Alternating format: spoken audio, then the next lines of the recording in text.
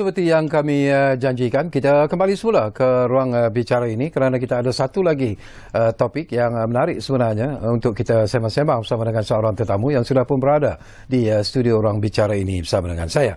Baiklah, topik yang menjadi pilihan kita di program yang kedua ruang bicara ini ialah Belanjawan 2023 memanfaat belia. Itu satu persoalan yang cukup menarik sebenarnya. Dan untuk berkongsi pandangan dan juga pendapat berkaitan dengan isu ini, kita ada tetamu yang seperti yang saya katakan sudah pun bersiap sedia bersama saya. Jadi kita ingin mengucapkan jutaan terima kasih dan selamat datang kepada saudara Muhammad Syafiq Ridwan Jamaluddin yang merupakan penolong Ketua Penerangan Majlis Belia Malaysia ataupun MBM. Jadi saya panggil apa? Syafiq atau? Syafiq. Jadi Syafiq, apa khabar? Baik, Alhamdulillah. Haji. Sehat ya? Alhamdulillah. Alhamdulillah. Baik, kita nak sentuh tentang Belanjawan 2023 yang telah pun dibentangkan oleh Yang Amat Berhormat Datuk Seri Anwar Ibrahim, dan banyak pandangan dan juga pendapat yang telah pun dilontarkan oleh pelbagai pihak. Tetapi saya percaya sebenarnya golongan belia juga menunggu-nunggu tentang pembentangan Belanjawan 2023 ini. Jadi pandangan Syafiq secara ikhlas lah. Apakah Syafiq melihat bahawa Belanjawan 2023 yang telah pun dibentangkan itu mencapai ataupun memenuhi apa yang diinginkan terutamanya oleh golongan belia sendiri? Secara ikhlas. Secara ikhlas. Bismillahirrahmanirrahim. Assalamualaikum warahmatullahi wabarakatuh. Terima kasih Haji dan bernama kerana sudi menjemput saya. Kalau kita kata bincang tentang pasca bajet ni, kadang-kadang macam-macam nada, macam-macam pendapat. Dan alhamdulillah kita faham dalam sudut kita membincangkan tentang bajet 2023 yang dibentangkan oleh Yang Amat Berhormat Perdana Menteri, kita faham beberapa tentangan-tentangan, faktor-faktor yang menyebabkan bajet itu dibentang secara sedemikian. Tetapi kita juga menyambut baik dan mengucapkan ribuan terima kasih kepada Yang Berhormat Menteri dan juga kerajaan atas bajet yang dibentangkan, dan saya rasa secara keseluruhan, secara besar ni kita bergembira dengan apa yang dibentangkan. Ada 2-3 perkara yang dibentangkan memberi langsung kesan langsung kepada belia. Tetapi mungkin saya rasa ada juga beberapa perkara yang mungkin tidak dinyatakan secara spesifik. Contohnya tentang pembangunan belia dari sudut sahsiah dan pembangunan kompetensinya, dan juga bagaimana juga ia juga kerajaan tidak menyebut tentang bagaimana kita ingin membangunkan belia dari sudut sektor ekonomi ketiga, social enterprise, keusahawanan sosial dan segala-galanya.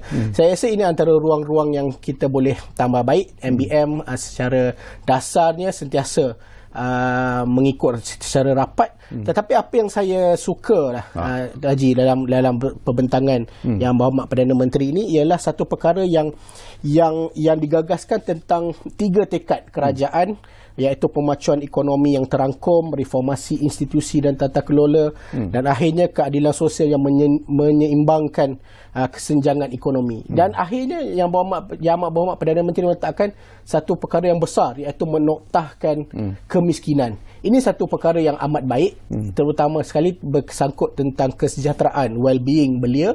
Kita tahu belia hari ini menghadapi pelbagai masalah ekonomi, pekerjaan dan segalanya. Dan kita harapkan bajet yang dilancarkan, yang diumumkan Yang Berhormat Perdana Menteri ini akan memberi kesan secara baik kepada belia. Saya nak petik daripada apa yang Syafiq sebut tadilah, iaitu tentang kesan langsung melalui pembentangan Belanjawan 2023 ini. Antara kesan langsung yang Syafiq dapat lihat sudah pasti akan banyak membantu belia, dan pada masa yang sama mungkin akan memberikan kelegaan dalam kehidupan para belia kita. Mungkin kita boleh kongsi bersama.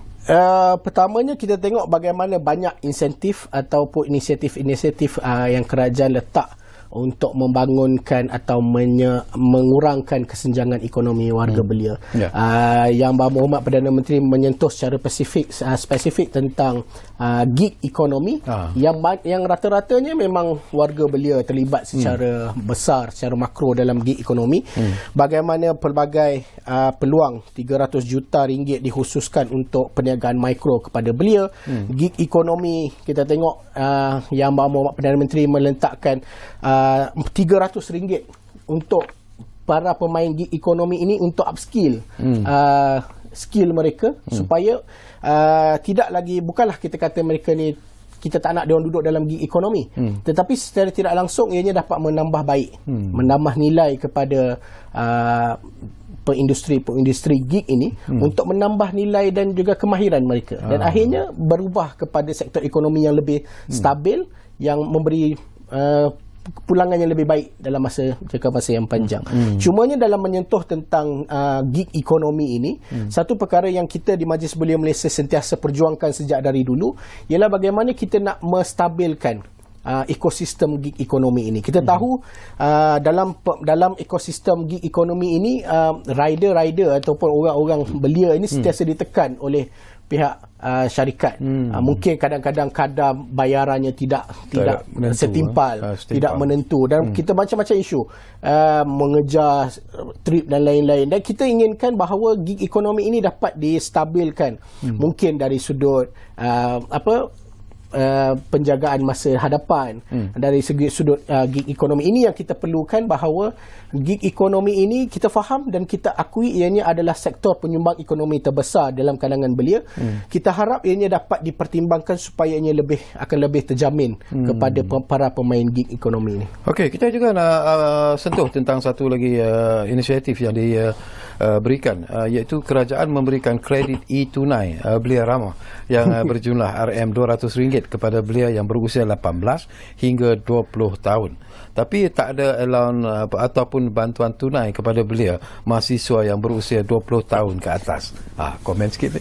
Ini juga satu perkara yang sangat menarik untuk kita bincangkan. Kalau dapat kita lihat 2-3 bajet sebelum ini, sejak daripada bajet 2019-20 kalau tidak silap saya, memang ada insentif tunai e-wallet ini diberikan, dan setidaknya dia melibatkan, dia memasukkan sekali mahasiswa, walaupun mahasiswa itu tidak lagi tergolong dalam golongan 18 hingga 20 tahun, tetapi inisiatif ini diberikan juga kepada mahasiswa. Saya rasa ini mungkin kita faham mungkin ada faktor ekonomi ataupun keuangan, implikasi keuangan yang dihadapi oleh kerajaan, namun kita dapat lihat bagaimana ia satu miss opportunity kepada kerajaan untuk membantu warga mahasiswa ini.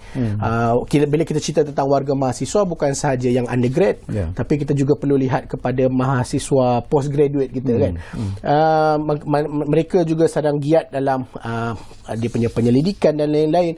Saya rasa kalau saya boleh memberi pandangan kepada pihak kerajaan, bagaimana perlunya pihak kerajaan memberi sedikit insentif kepada mahasiswa ini, mulai mungkin dalam program pemantapan kemahiran teknikal, atau twinning bajet untuk twinning internship antara universiti kita dengan universiti luar negara, ataupun boleh juga untuk kita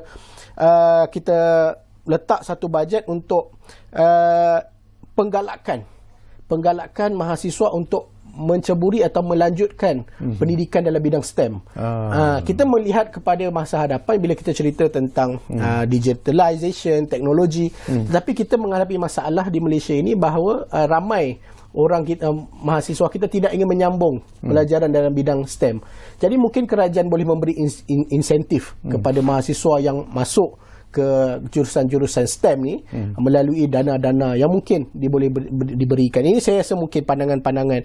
Dan saya rasa yang menarik, kalau boleh saya bagi pandangan, ialah bagaimana kerajaan juga boleh memberi insentif kepada mahasiswa graduate ataupun postgraduate untuk mendaftarkan harta inteleknya.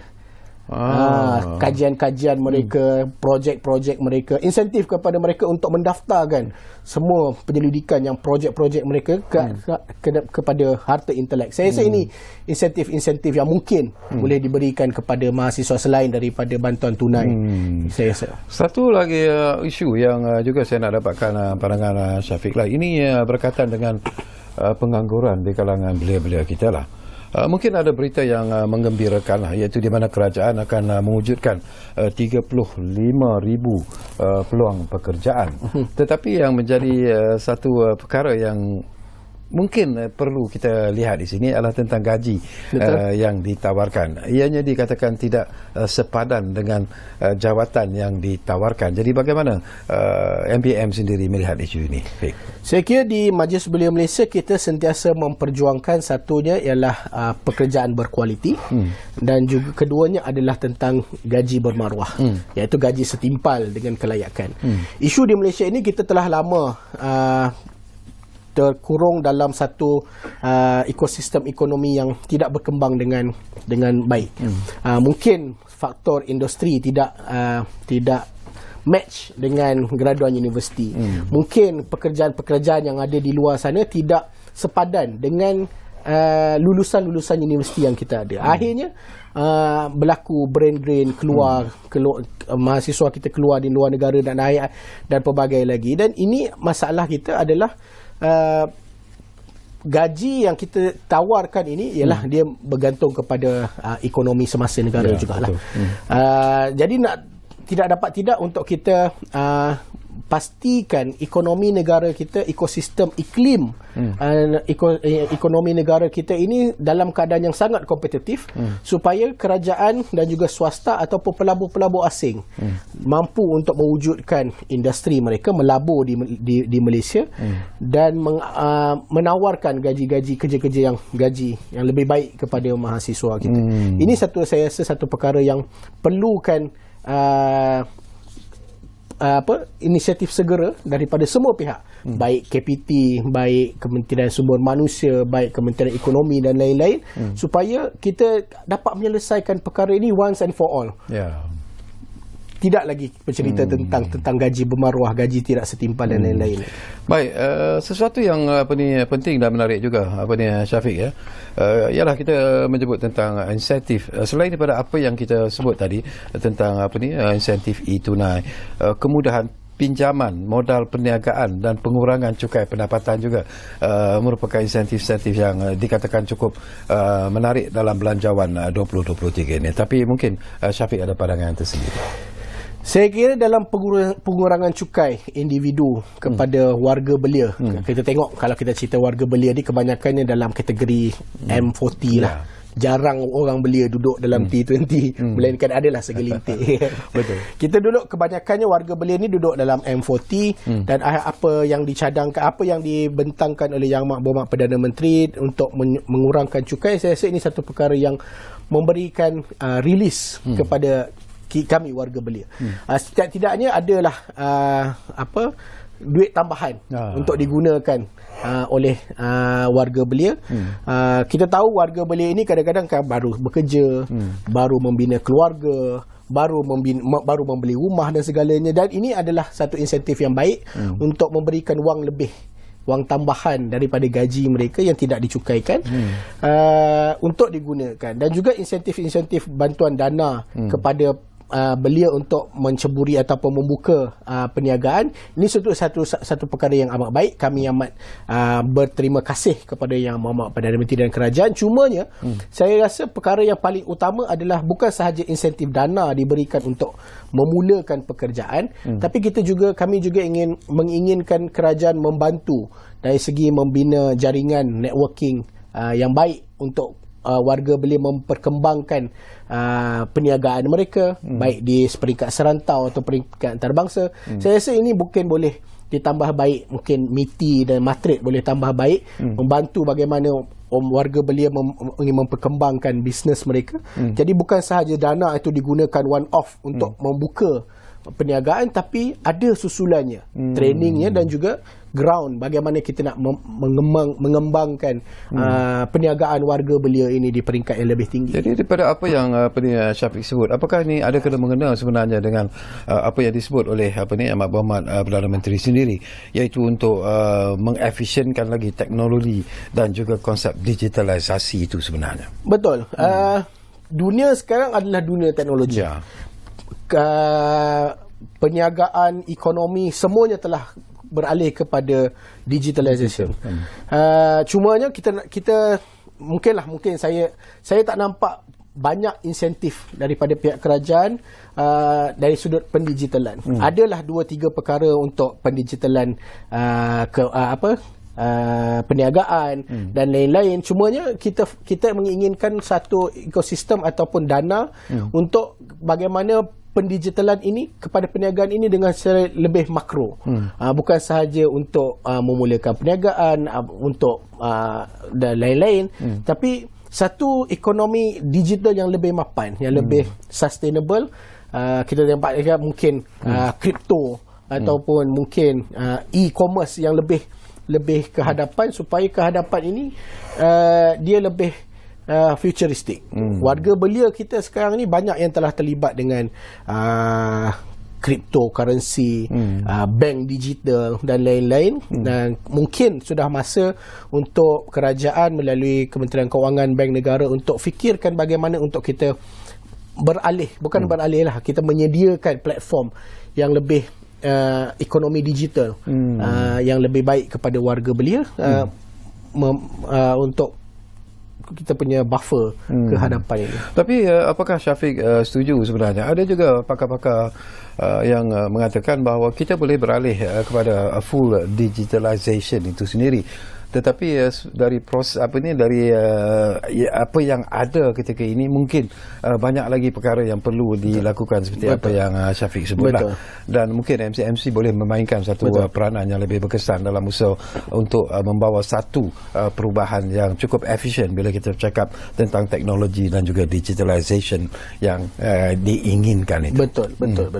Bila kita tengok dalam dasar blueprint, dasar teknologi ataupun digitalization kita ni, kita dapat lihatlah perkembangan 5G yang sedang dirancangkan, dan kita harap bukan sahaja 5G yang dibangunkan, tapi GG yang lain yang ke belakang ni juga sama-sama dibangunkan bersama-sama, supaya tidak ada kawasan yang tercicir dari segi cakupan teknologi, capaian internet dan lain-lain, supaya pendigitalan ini, infrastruktur ini dapat digunakan dengan lebih efisien, baik di peringkat bandar, luar bandar ataupun di peringkat pedalaman, supaya ianya lebih merancakkan kita punya ekonomi digital.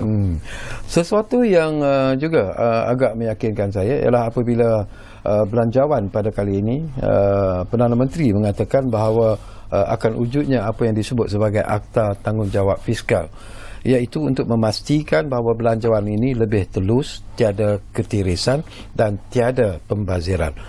Reaksi Syafiq dalam isu ini? Kita di peringkat Majlis Belia Malaysia menyambut baik perancangan untuk membentangkan Akta Tanggungjawab Fiskal ini. Sebab kita yakin dan percaya bahawa setiap dana awam ini perlu diuruskan dengan tadbir urus yang lebih baik. Kurangkan ketirisan, kurangkan perbelanjaan yang tidak perlu, ataupun kurangkan mungkin rasuah dan lain-lain. Sebab kita rasa ini memberi kesan kepada pembangunan negara kita. Sepatutnya ia dibelanjakan di sini, tetapi ia tidak dibelanjakan dengan sepatutnya, akhirnya memberi kesan terhadap pembangunan infrastruktur, pembangunan macam-macam lah.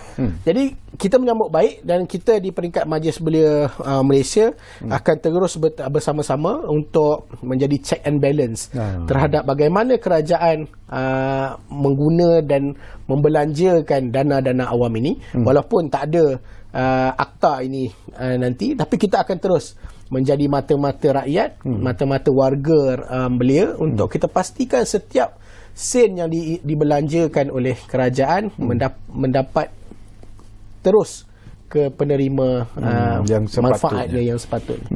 Satu lagi perkara juga yang saya nak dapatkan pandangan daripada Syafiq lah. Ini pun selalu dilontarkan. Kita jangan hanya mengharapkan pihak kerajaan melakukan apa saja berkaitan dengan belanjawan ini, tetapi para belia juga seharusnya mengubah pemikiran mereka, mengubah minda mereka ke arah untuk memperbaiki kehidupan mereka, kehidupan masa depan mereka. Jadi mungkin ada seruan yang ingin Syafiq sampaikan. Jangan hanya mengharapkan tangan yang yang dihulurkan, tetapi mereka juga harus sambut dengan semangat yang berbeza sebenarnya. Betul. Saya kira di peringkat kita secara ramai ini, belia secara ramai ini, kita perlu sama-sama lah, kerajaan, kita faham suasana situasi iklim ekonomi pada tahun ini yang mungkin disasarkan mengalami inflasi dan segala-galanya.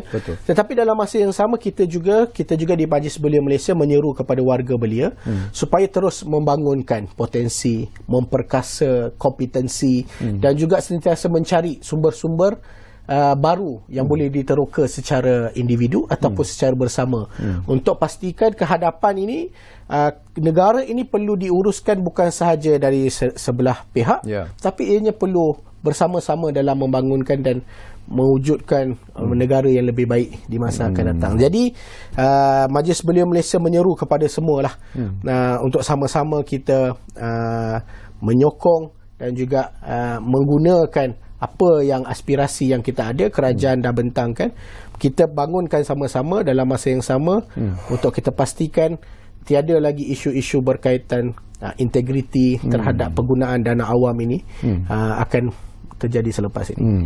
Baik, kita ada lebih kurang 3 minit lagi sebenarnya.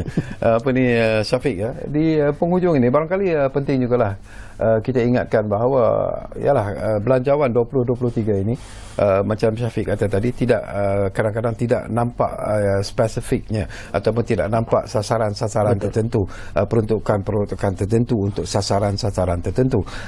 Jadi apakah mungkin masanya sudah sampai di mana kementerian-kementerian yang terlibat dalam pembangunan belia di negara kita ini memberi satu pandangan yang lebih positif ke arah menjamin bahawa semua golongan belia di negara kita ini tidak kira bangsa, tidak kira agama mendapat manfaat yang sama daripada belanjawan 2023 ini. Betul. Kalau kita tengok dalam teks ucapan bajet ini, perkataan belia dalam teks itu saya kira tidak sampai 20. Tapi kita faham bahawa belia juga sebahagian daripada masyarakat. Untuk kita fokus kepada spesifik untuk membangunkan belia, itu adalah satu perkara yang amat kami idam-idamkan. Tetapi dalam kita membangunkan masyarakat secara holistik, kita harap semua pihak berkepentingan. Saya kira kerajaan ini di belia ini terletak di semua kementerian, dari segi perumahannya, dari segi pendidikannya, dari segi pekerjaannya, dari segi pembangunan materialnya, dia ada di semua kementerian. Jadi kita harap semua kementerian, agensi kerajaan dapat seia dengan kami di Majlis Belia Malaysia untuk kita bangunkan belia ini secara berfokus terhadap isunya, bukan terhadap masalahnya. Kalau kita fokus kepada isu kemiskinan, isu pekerjaan, isu kemahiran dan lain-lain, insya-Allah kita boleh tangani dengan secara lebih baik. Tapi kalau kita fokus kepada masalah, kita akan seperti tikus membaiki labu. Dan kita jangan lupa hakikat bahawa belia adalah harapan negara sebenarnya. Jadi terima kasih kepada Saudara Muhammad Syafiq Ridwan kerana sudi bersama kami di ruang bicara ini. Jadi mungkin di masa-masa yang akan datang Syafiq kita duduk lagi untuk bercakap tentang masalah yang dihadapi oleh belia dan apakah langkah-langkah yang perlu dilakukan dalam usaha untuk melahirkan dan membahagiakan belia-belia di negara kita ini. Jadi terima kasih kepada anda yang menumpukan perhatian bersama kami di ruang bicara ini, dan seperti biasalah selalu kami janjikan kepada anda, ruang bicara akan terus berbicara bersama anda dari masa ke semasa. Kita jumpa lagi. Terima kasih.